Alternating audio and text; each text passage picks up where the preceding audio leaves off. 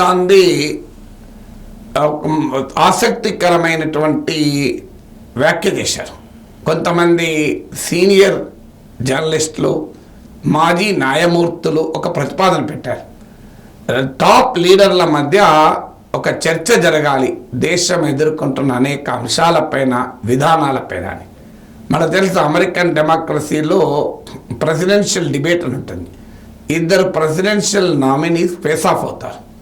ఆ presidential debate ఆయా అభ్యర్థుల రేటింగ్ల పైన గణనీయమైన ప్రభావం పడుతుంది. సో అలాంటి ప్రెసిడెన్షియల్ డిబేట్కు నేను సిద్ధమని రాహుల్ గాంధీ ప్రకటించారు.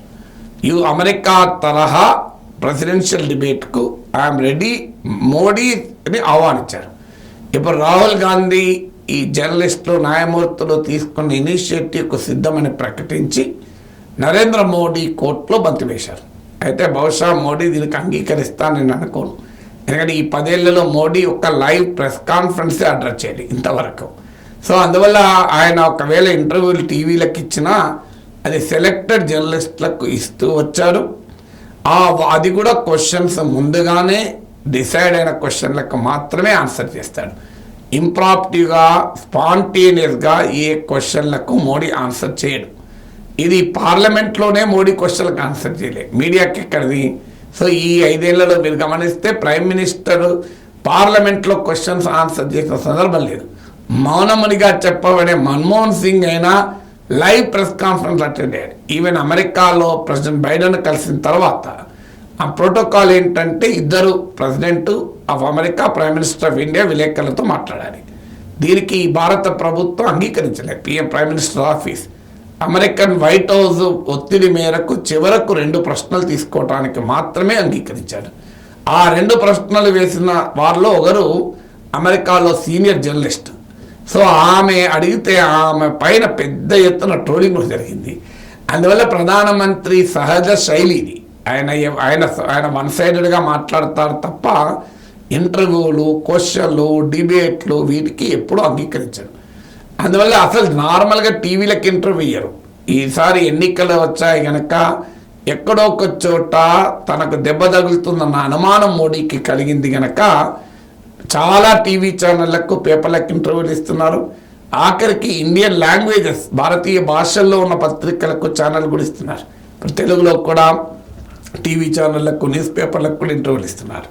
సో ఇది ఒక కొత్త ట్రెండ్, ఇదివరకు ఇవ్వాలి. అయితే ఈ ఇంటర్వ్యూలు అన్నీ కూడా మీరు ఎవరిని కానీ మేనేజ్డ్ ఇంటర్వ్యూస్, వాళ్ళే ప్రశ్నలు ఇస్తారు, వాళ్ళే జవాబులు చెప్తారు. ప్రైమ్ మినిస్టర్ ఆఫీసే ప్రశ్నలు ఇస్తుంది, ప్రైమ్ మినిస్టర్ జవాబు చెప్తాడు, అవి వాళ్ళే రికార్డ్ చేస్తారు, ఎడిట్ కూడా వాళ్ళే చేసి వీడియోలు ఇస్తారు. మీరు ఎవరిని అడగండి.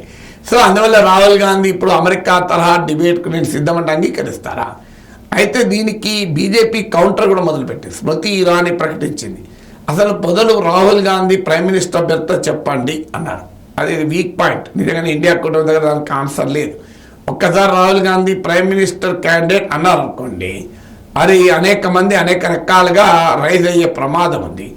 అందువల్ల ఇండియా కూటమి అధికారంలోకి వస్తే రాహుల్ గాంధీయే ప్రైమ్ మినిస్టర్ అవుతారన్న గ్యారంటీ లేదు. సో అందువల్ల మొదలు ఆ విషయం తేల్చండి అంటూ బీజేపీ గుగ్లీ విధి వేసింది రాహుల్ గాంధీ పైన. నీకు నువ్వు ప్రకటించుకుంటే సరిపోదు కదా మోడీతో డిబేట్కు, మొదలు మీ పిఎం క్యాండిడేట్ ఎవరో చెప్తే అప్పుడు debate, BJP PM candidate Modi అని. అయినా ప్రెసిడెన్షియల్ డిబేట్స్ కాదు మనం డిసైడ్ చేయాల్సింది. వాక్ చాతుర్యం ఉండి, వాగ్ధాటి ఉండి, డిబేటింగ్ స్కిల్స్ ఉంటే బెటర్ ప్రైమ్ మినిస్టర్ కావాలని ఎక్కడ లేదు. అలా అయితే నేను చాలామంది కన్నా, ముఖ్యమంత్రుల కన్నా కూడా బెటర్గా డిబేట్ చేయగలను అని చెప్పి నేను ముఖ్యమంత్రుల కన్నా గొప్పవన్నా. అందువల్ల డిబేటింగ్ స్కిల్స్ని బట్టి లీడర్షిప్ డిసైడ్ చేయకూడదు. డిబేటింగ్ స్కిల్ ఇది డిఫరెంట్ స్కిల్, లీడర్షిప్ స్కిల్ ఇది డిఫరెంట్ స్కిల్. నోట మాట రాని వాడు కూడా ఒక గొప్ప ప్రైమ్ మినిస్టర్గా, గొప్ప చీఫ్ మినిస్టర్గా ఉండొచ్చు. అన్ఫార్చునేట్లీ మన దేశంలో కమ్యూనికేషన్ కూడా కీలకమైంది, ప్రపంచంలోనే కమ్యూనికేషన్ కీలకమైంది కనుక. But let us judge the leaders by there policies. Modi అయినా, రాహుల్ గాంధీ అయినా వాళ్ళ మాటల చాతుర్యాన్ని బట్టి మనము గొప్ప వాళ్ళని డిసైడ్ చేయకూడదు.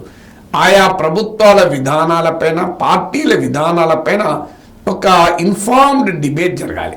అది జరగడం లేదు. ఇప్పుడు జరుగుతున్న సమస్య ఏంటంటే మీడియాను కంప్లీట్గా కంట్రోల్ చేయడం వల్ల పొలిటికల్ నరేటివ్, ఎవరికి అనుకూలమైన పొలిటికల్ నరేటివ్ వాళ్ళు స్ప్రెడ్ చేస్తున్నారు.